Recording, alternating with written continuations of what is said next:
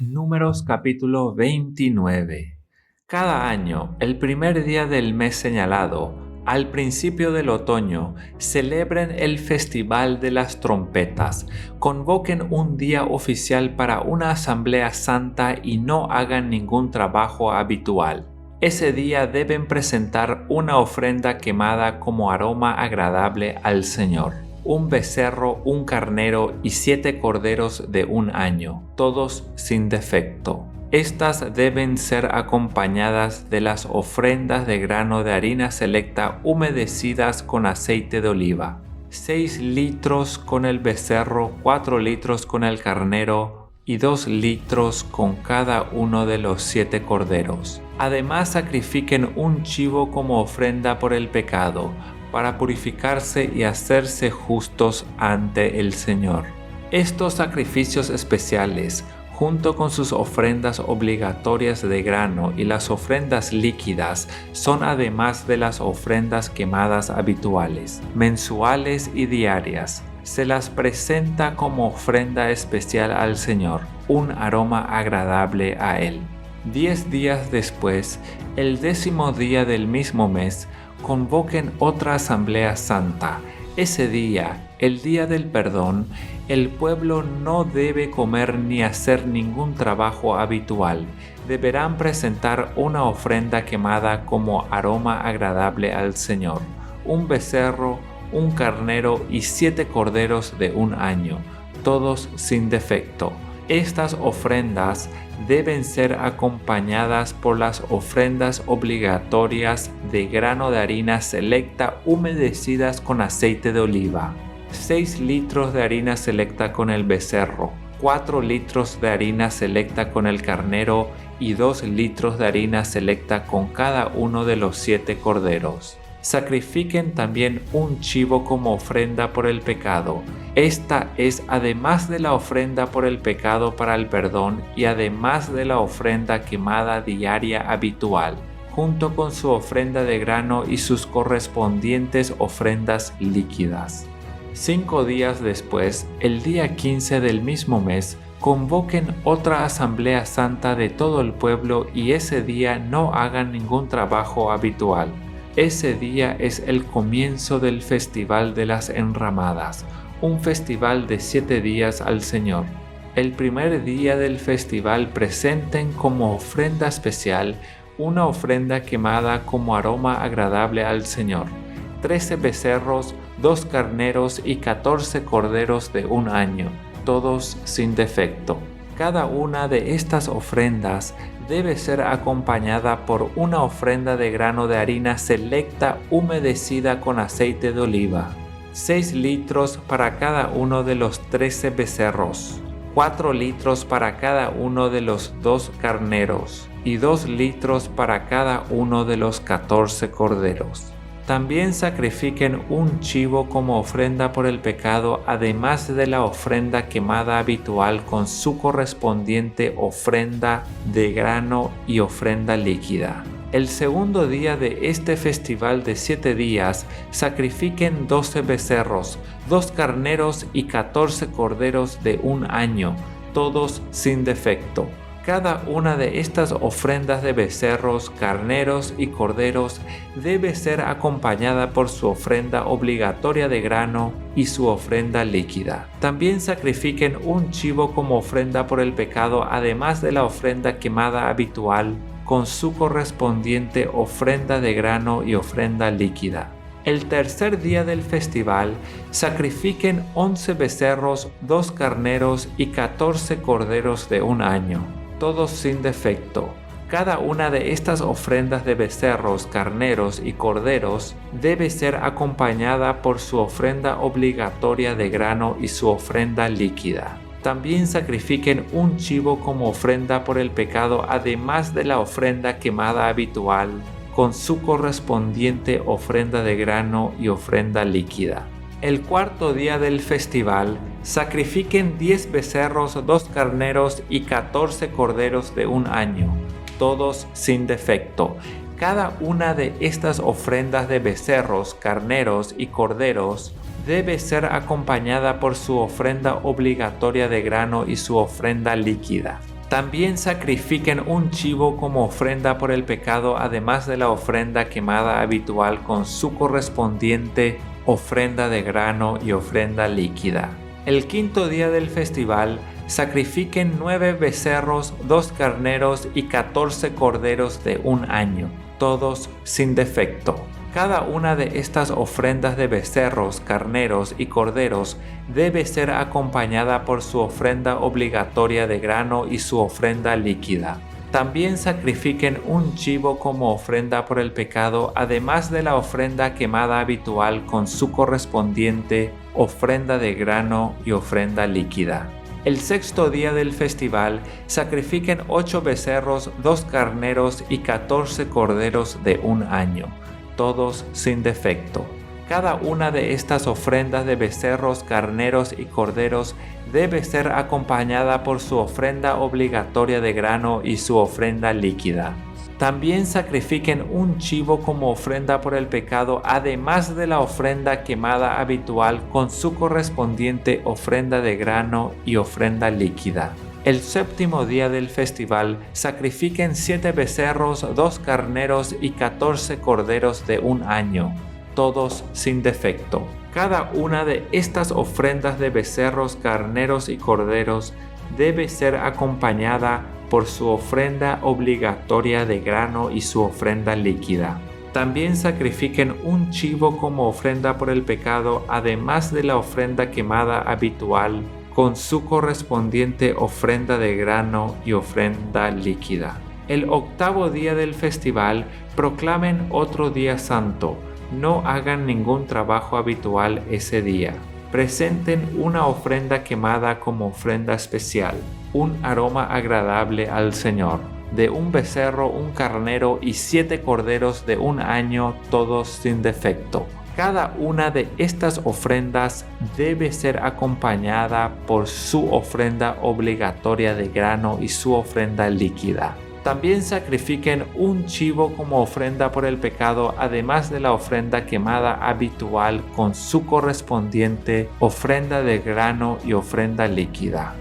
Presenten estas ofrendas al Señor durante sus festivales anuales.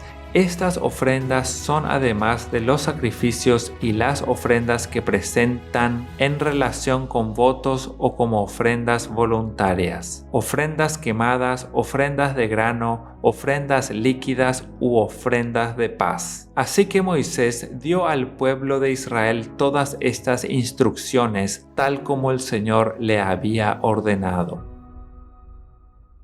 Números capítulo 30. Moisés mandó llamar a los jefes de las tribus de Israel y les dijo: esto es lo que el Señor ha ordenado. Un hombre que hace un voto al Señor o una promesa bajo juramento jamás deberá faltar a su palabra. Tiene que cumplir exactamente con lo que dijo que haría. Si una mujer joven hace un voto al Señor o una promesa bajo juramento, mientras todavía vive en la casa de su padre, y su padre se entera del voto o de la promesa y no se opone, entonces todos sus votos y todas sus promesas siguen en pie. Sin embargo, si su padre, el que se entera, se niega a darle permiso para que cumpla el voto o la promesa, quedarán anulados todos sus votos y todas sus promesas. El Señor la perdonará porque su padre no le permitió cumplirlos. Ahora bien, supongamos que una joven hace un voto o se compromete a sí misma al hacer una promesa impulsiva y luego se casa. Si su marido llega a saber de su voto o de su promesa y no se opone el día que se entera, sus votos y sus promesas siguen en pie. Sin embargo, si su marido se niega a aceptar su voto o promesa impulsiva el día que se entera, sus compromisos quedarán anulados y el Señor la perdonará. Pero si se trata de una viuda o de una divorciada, esta persona deberá cumplir con todos sus votos y todas sus promesas. Ahora bien, Supongamos que una mujer está casada y vive en casa de su esposo cuando ella hace un voto o se compromete a sí misma con una promesa. Si su marido se entera y no se opone, entonces su voto o su promesa sigue en pie. Pero si su marido se niega a aceptarlo el día que se entera, entonces su voto o su promesa quedará anulado y el Señor la perdonará. Su marido puede confirmar o anular todo voto o toda promesa que haya hecho para negarse a sí misma. Pero si no se opone el día que se entera, esto significa que está de acuerdo con todos sus votos y todas sus promesas. Si él espera más de un día y entonces intenta anular un voto o una promesa, él recibirá el castigo por la culpa de ella. Estas son las ordenanzas que el Señor le dio a Moisés acerca de las relaciones entre el hombre y su esposa, y entre el padre y su hija joven que todavía vive en su casa.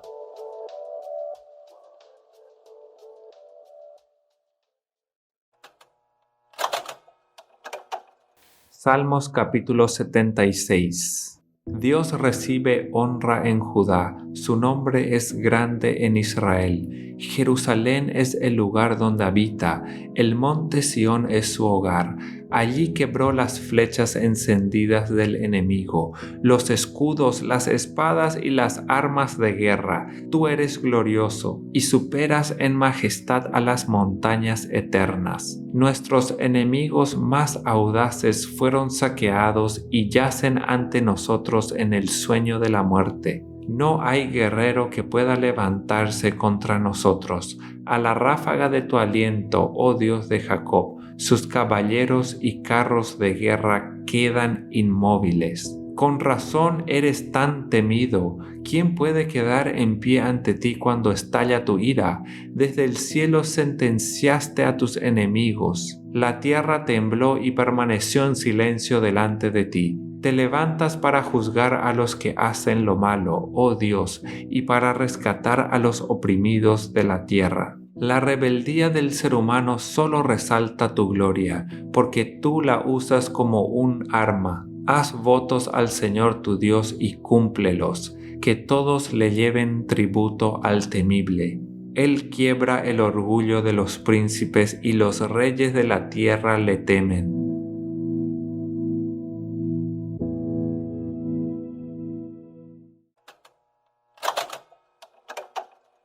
Juan capítulo 18. Luego de haber dicho estas cosas, Jesús salió con sus discípulos hacia el otro lado del torrente de Cedrón, donde había un huerto, y entró en él con sus discípulos, también Judas, el que le entregaba. Conocía aquel lugar porque muchas veces Jesús se había reunido allí con sus discípulos. Así que Judas tomó una compañía de soldados y algunos alguaciles de los principales sacerdotes y de los fariseos, y se fue allí con linternas, antorchas y armas. Pero Jesús, que sabía todas las cosas que le habían de sobrevenir, se adelantó y les preguntó: ¿A quién buscan? Le respondió: a Jesús Nazareno. Jesús les dijo: Yo soy, y con ellos estaba también Judas, el que lo entregaba. Cuando les dijo: Yo soy, ellos retrocedieron y cayeron por tierra. Él volvió a preguntarles: ¿A quién buscan? Y ellos dijeron: A Jesús Nazareno. Jesús respondió: Ya les he dicho que soy yo. Si es a mí a quien buscan, dejen que estos se vayan. Esto para que se cumpliera lo que había dicho: de los que me diste no perdí a ninguno. Simón Pedro, que tenía una espada, la desenvainó e hirió con ella al siervo del sumo sacerdote que se llamaba Malco, y le cortó la oreja derecha. Pero Jesús le dijo a Pedro: regresa la espada a su vaina. ¿Acaso no he de beber la copa que el Padre me ha dado? Entonces la compañía de soldados, el tribuno y los alguaciles de los judíos aprendieron a Jesús. Lo ataron y lo llevaron primeramente a Anás, que era suegro de Caifás, porque ese año era sumo sacerdote.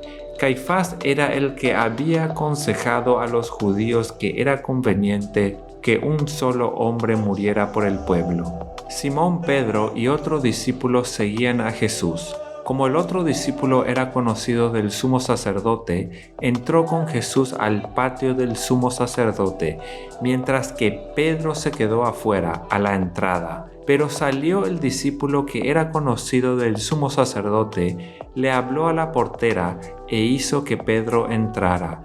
Entonces la portera le dijo a Pedro: ¿acaso no eres tú también uno de los discípulos de este hombre? Y él le dijo: no lo soy.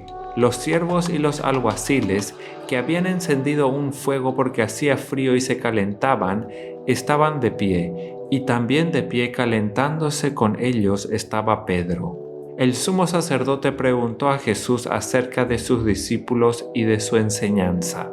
Jesús le respondió: yo he hablado al mundo abiertamente, siempre he enseñado en la sinagoga y en el templo, donde se reúnen todos los judíos. Nunca he dicho nada en secreto. ¿Por qué me preguntas a mí? Pregúntales a los que han oído de qué les he hablado. Ellos saben lo que he dicho. Al decir esto Jesús, uno de los alguaciles que estaba allí le dio una bofetada y le dijo: ¿y así le respondes al sumo sacerdote? Jesús le dijo: si he hablado mal, señálame el mal. Pero si he hablado bien, ¿por qué me golpeas? Entonces Anás lo envió atado a Caifás, el sumo sacerdote. Pedro estaba allí de pie calentándose, y le dijeron: ¿acaso no eres tú uno de sus discípulos? Él lo negó y dijo: no lo soy. Uno de los siervos del sumo sacerdote, que era pariente de aquel a quien Pedro le había cortado la oreja, le dijo: ¿que no te vi yo en el huerto con él? Pedro lo negó otra vez, y enseguida cantó el gallo. Llevaron a Jesús de la casa de Caifás al pretorio. Era de mañana, y ellos no entraron en el pretorio para no contaminarse y así poder comer la Pascua. Entonces Pilato salió a preguntarles: ¿de qué acusan a este hombre? Ellos le dijeron: si este no fuera un malhechor, no te lo habríamos entregado. Pero Pilato les dijo: llévenselo ustedes y júzguenlo de acuerdo con su ley. Y los judíos le dijeron: a nosotros no se nos permite dar muerte a nadie. Esto para que se cumpla la palabra que Jesús había dicho. Para que se cumpliera la palabra que Jesús había dicho y en la que daba a entender de qué muerte iba a morir. Pilato volvió a entrar en el pretorio, llamó entonces a Jesús y le preguntó: ¿eres tú el rey de los judíos? Jesús le respondió: ¿dices tú esto por ti mismo o te lo han dicho otros de mí?